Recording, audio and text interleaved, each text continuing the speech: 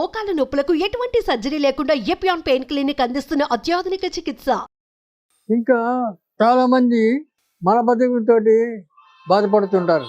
ఈ మలబద్ధకం చాలా మందిలో వస్తుంటుంది. అయితే మలబద్ధకం ఎందుకు వస్తుంది? మనం తినే ఆహారం అంటే రెగ్యులర్గా మనం ఇంట్లో ఉండి ఇంట్లో టయానికి ఇంట్లో తిని తర్వాత టయానికి డ్యూటీకి పోయి టయానికి ఇంటికి వచ్చి తిని ఇలాంటివి ఉంటే ఈ మలబద్ధకం ఉండదు, మామూలుగా ఉంటుంది.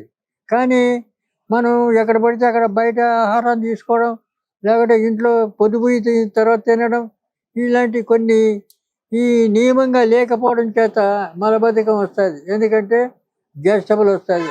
ఆ గ్యాస్ ట్రబుల్ వల్ల మలబద్ధకం వస్తుంది. ఈ మలబద్ధకం గ్యాస్ ట్రబుల్ రెండు వచ్చేసరికి ఆహారం తినబుద్ధి కాదు. ఇంట్లో లేటుగా వచ్చి ఇంట్లో తినాలన్నా తినలేము. తర్వాత బయట అక్కడెక్కడ ఏదో అది ఇది చిన్న చిన్న పదార్థాలు కొనుక్కొని తినడంతో ఇప్పటికప్పుడు ఆకలి తగ్గిపోతుంది, మళ్ళీ మనకు తినాలని అనిపించదు.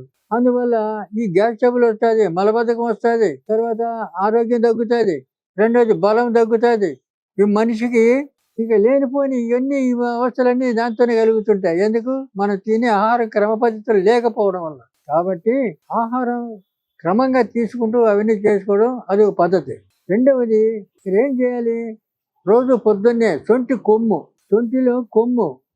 కొమ్ములు తీసుకోవాలి. అవి పొడి కాదు. ఆ కొమ్మును 1 ఇంచంత కొమ్ముది మెత్తగా దంచాలి.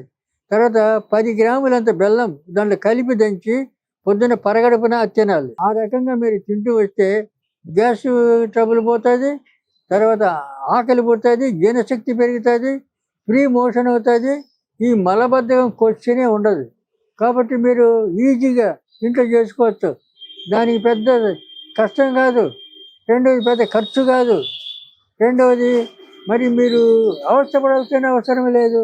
ఎంతో ఈజీ అయిన పనులు, చాలా ఈజీగా ఉండేటువంటి ఈ చిట్కా వైద్యాలు చాలా మటుకు వందల వేలాది మంది చిట్కాలు అట్లా చెప్తూనే ఉన్నాం.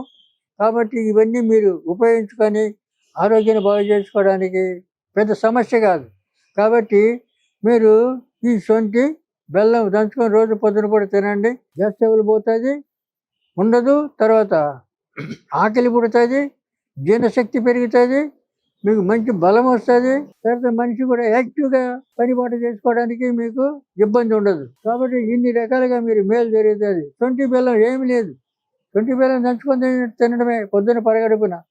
కాబట్టి ఆ రకంగా మీ ఎటువంటి ఈ ఉపయోగాలన్నీ ఆయుర్వేదం ద్వారా ఉపయోగించుకొని అలోపతిలో పోయి అలోపతి ఏదో గ్యాస్ ట్రబుల్ గోళీలని అదిని ఇదని ఇస్తారు. అవన్నీ ఏం పనిచేయవు, చేసినా అప్పటికప్పుడు, తర్వాత మళ్ళీ మామూలే.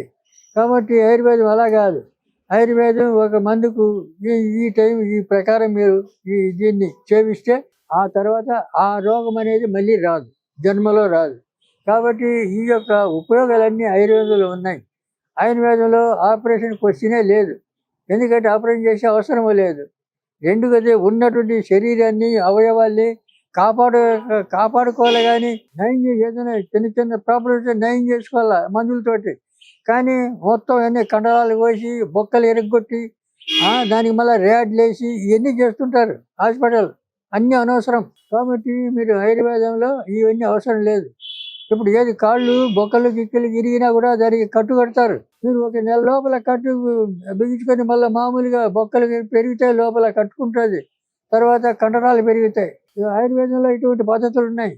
కానీ మీరు ఇవన్నీ మీరు కాస్త ఓపికతోటి విని ఆలోచన చేసి ఆ రకంగా మీరు ఆయుర్వేదాన్ని ఉపయోగించుకోవడానికి ప్రయత్నం చేసి ఆరోగ్యాన్ని కాపాడుకుంటారని కోరుతున్నాను.